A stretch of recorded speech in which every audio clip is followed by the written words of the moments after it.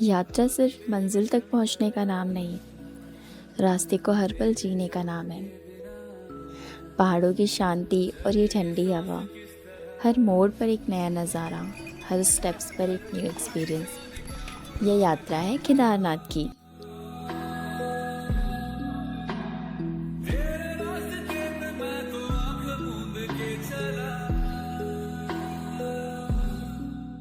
यहाँ आकर फील होता है कि सच में एक शक्ति है जो हमें बुलाती है।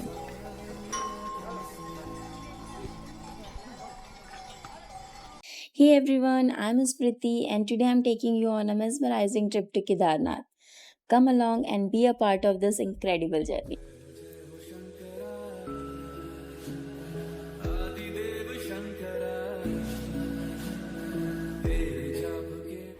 सो फाइनली हम केदारनाथ की यात्रा के लिए रात के 2:30 बजे सोनप्रयाग से गौरीकुंड के लिए निकल गए हैं। यहाँ से गौरीकुंड के लिए टैक्सी मिलती है और हम टैक्सी में बैठ के गौरीकुंड के लिए निकल चुके थे। फाइनली गौरीकुंड पहुँच गए और ये है गौरीकुंड का गेट जहाँ से केदारनाथ की यात्रा शुरू होती है। और अभी करीब 4 बज रहे हैं और यहाँ से हमारी केदारनाथ की यात्रा स्टार्ट होती है।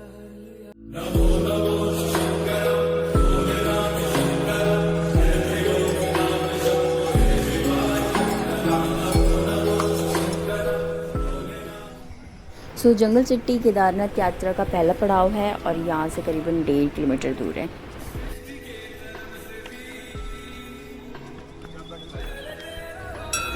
थोड़ा और आगे चलकर हम पहुँच चुके हैं चरवासा भैरवनाथ जी के मंदिर तक।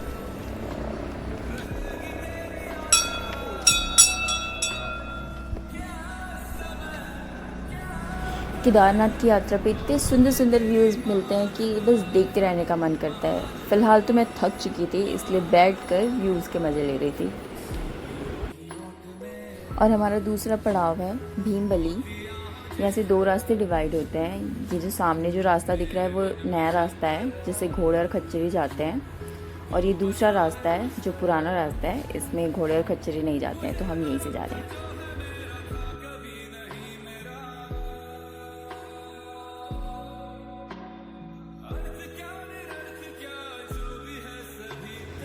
अब मैं आगे बढ़ रही हूँ अपने तीसरे पड़ाव मतलब रामबाड़ा के लिए, जो कि मिडवे पॉइंट है। गौरीकुंड से रामबाड़ा का डिस्टेंस अप्रॉक्सीमेटली 7 किलोमीटर्स है। तो ये है रामबाड़ा। यहाँ मंदाकिनी रिवर के किनारे हम बैठकर थोड़ी देर रिलैक्स किए, व्यूज़ के मज़े लिए और थोड़ा कुछ खा पी कर फिर से आगे बढ़ गए अपने नेक्स्ट पड़ाव के लिए। ये सामने जो दिख रहा है वो पुराना रास्ता हुआ करता था, बट फ्लड के बाद इसकी हालत कुछ ऐसी है।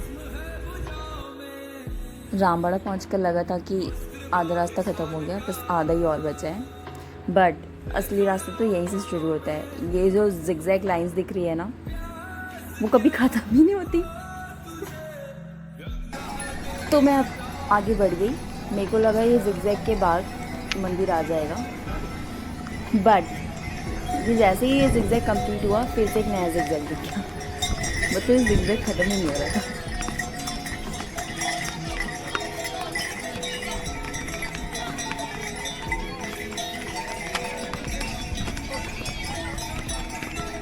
ये वहाँ नीचे से आ रही हूँ मैं और मेरी पैर की हालत ख़राब हो चुकी थी, बट हिम्मत नहीं टूटी है, मैं आगे जाके रहूँगी। मुझे रास्ते में ट्रैक्टर भी दिखा जिससे ऊपर सामान ले जाया जाता है। लो, फिर से जिगजैग दिख गया। मेरे को लगता है कि ये जिगजैग के बाद वो सीधा वाला रास्ता आएगा जो रील्स में देखने को मिलता है, बट वो आता ही नहीं है। अभी बहुत लंबा रास्ता है। शाम भी हो रही थी और मेरे पैर भी थक चुके थे, बट मुझे ये था कि मैं पैदल ही जाऊंगी, पिट्ठू विट्ठू नहीं लेने वाली।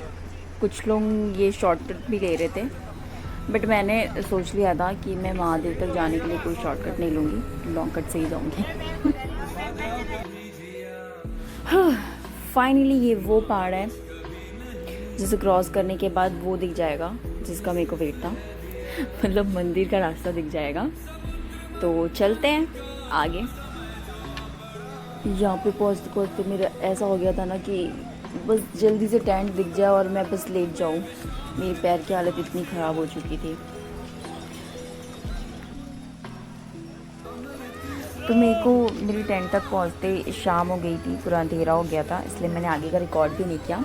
और मेरी हालत भी इतनी ख़राब हो गई थी कि मैं सीधे जाकर सो गई। और टेंट से मंदिर करीब 1 किलोमीटर और आगे था, तो मैंने सोचा कि मॉर्निंग में दर्शन करेंगे, इसलिए मैं सो गई। और फाइनली मेरे को वो वाला रास्ता दिख गया था जिसकी मैं बात करी थी, जो रील्स में दिखता है, ये सीधा वाला रास्ता। आदिदेव शंकरा। तो सुबह सुबह 4 बजे उठकर हम केदारनाथ जी के दर्शन के लिए लाइन में लग गए थे। ऑनेस्टली मेरे को लगा नहीं था कि मैं उठ पाऊँगी, और इसी बात पे मेरे को रोना भी आ गया था। फाइनली केदारनाथ जी के बहुत अच्छे से दर्शन हो गए।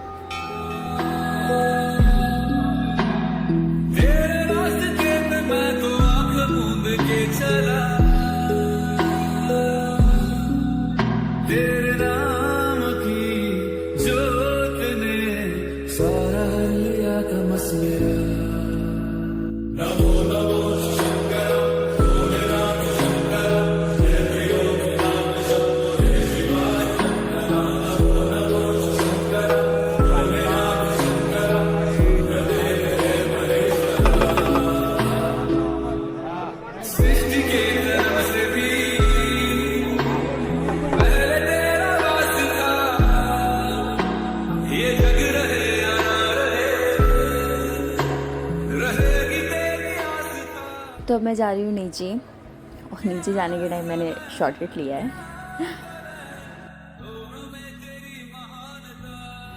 वैसे एक बार तो सभी को केदारनाथ यात्रा ज़रूर करनी चाहिए, क्योंकि पूरी यात्रा इतनी डिवाइन और इतनी स्पिरिचुअल है। मतलब मेरे पैर इतने थक गए थे, इतने दर्द कर रहे थे, मेरे को लगा नहीं था कि मैं चढ़ पाऊँगी। बट ऑनेस्टली मेरे को 15 से 16 घंटे लगे, बट मैं कर ली, मतलब मैंने पूरी यात्रा पूरी कर ली।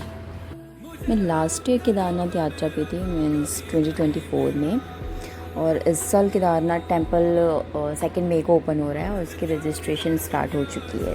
तो कमेंट करके बताइए कि आप में से कौन कौन आ रहा है इस साल केदारनाथ यात्रा पे। फ़िलहाल मैं इस एडवेंचर के मज़े लेती हूँ, और आप व्यूज़ के मज़े लीजिए। और आपको वीडियो पसंद आया हो तो please like, share and subscribe, और कमेंट करके बताइए कि आप में से कौन कौन आ रहा है इस साल केदारनाथ की यात्रा पे।